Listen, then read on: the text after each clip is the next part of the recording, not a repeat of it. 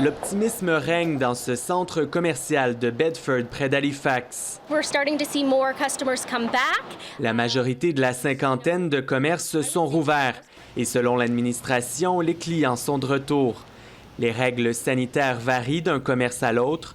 Chez certains, le port du masque est obligatoire. They should feel safe and Le client devrait se sentir en sécurité, dit-elle. Au Halifax Shopping Centre, on indique avoir mesuré qu'une diminution de 15 % de l'achalandage comparativement à juin de l'an dernier.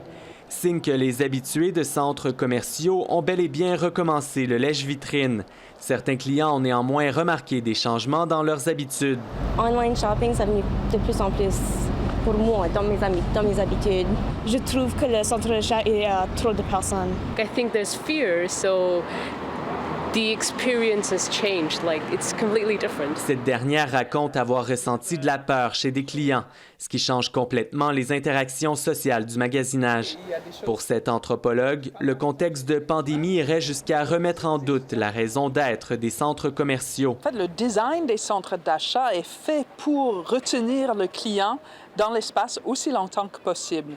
Et là, on est dans une situation où ce n'est plus souhaitable de rester longtemps à l'intérieur. Selon le Conseil canadien du commerce de détail, les centres commerciaux offrent au contraire de grands espaces facilement adaptables à la distanciation physique.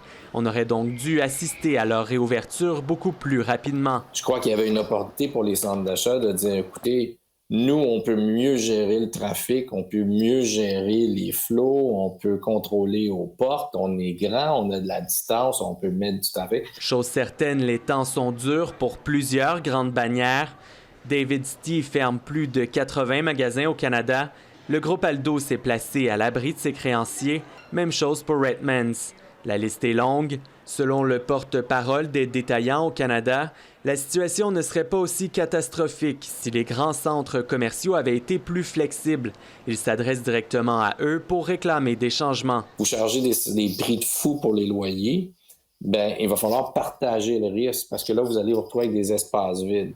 Plusieurs entreprises propriétaires de centres commerciaux, dont Cadillac Fairview qui possède CF Champlain et Ivanhoé Cambridge, détenteur du Micmac Mall à Dartmouth, n'étaient pas disponibles pour une entrevue. Ici Olivier Lefebvre, Radio-Canada, Halifax.